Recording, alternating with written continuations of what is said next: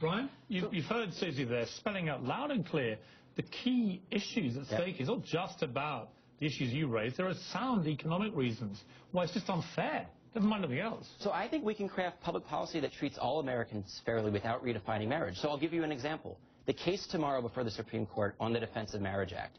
It involves a same-sex couple. When one of the spouses passed away, the other one was hit with the inheritance tax, like you mentioned. I'm a fellow at the Heritage Foundation. For the past 15 years, we've been urging Congress to repeal the inheritance tax because the death tax is bad tax policy. And you can ask yourself this question.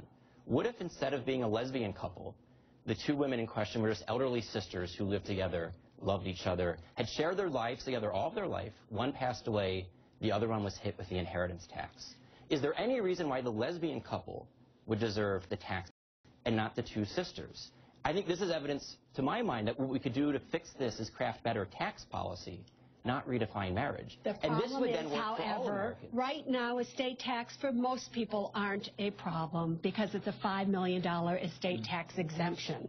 So if that had happened now, we wouldn't be in that situation. But how about health benefits? How about Social Security?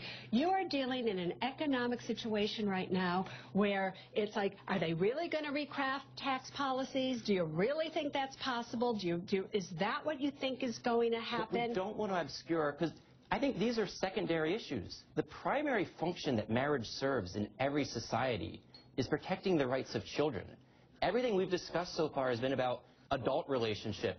What institution would be left to show? 1 out of 2 people who get married in the United States of America, heterosexual marriage, gets divorced. Why? So the number one reason is arguments over money. So marriage is not keeping people together, sweetheart. It's not doing a very good job. It's not doing the function that you say it is. And this isn't about children. It should be, though. That's the problem. No. Right? Because 40 years ago, we redefined marriage. What if this love couple here, they never want a child? Not every marriage will have a child. Every child has a mother and father.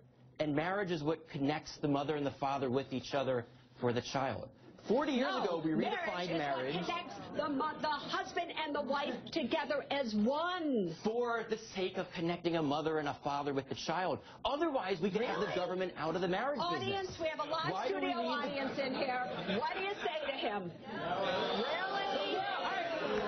You win in the court of this public opinion, but in America there are lots of people who agree with me, and so we should have this conversation and not put it to a mob vote. The trouble, Ryan, as you just discovered in this audience, is that actually popular opinion is moving very, very fast on this. Mainly, I think, a generational. How old are you? I'm 31. Right. It's interesting to me that someone of your age still maintains this kind of view. Mothers and fathers are important. And I think we need to have an institution that holds up the ideal that men and women are different, and that mothering and fathering are different phenomena, and that children need Wait 1 second. He can talk all about what he thinks and his belief, and he's seriously in the minority, especially at the age of 30. Anybody at the age of 30, if you take polls all throughout the United States right now, they are way in the majority of like, what are you people even talking about? Yeah. What issue is this? But Piers, more than this being what he says, mother, father, it's about 2 people being able to have the ability to say, I love you, and I want to be with you forever. It's about sitting at a Thanksgiving dinner, and while the kids are at the table asking the other people, well, when did you meet? How was your wedding? How did you get married? And there KT and I are sitting, and nobody's asking us. Well, I saw Elton John and his partner, David Furnish, the day with their second baby they've now got. I've never seen 2 more loving parents in my life.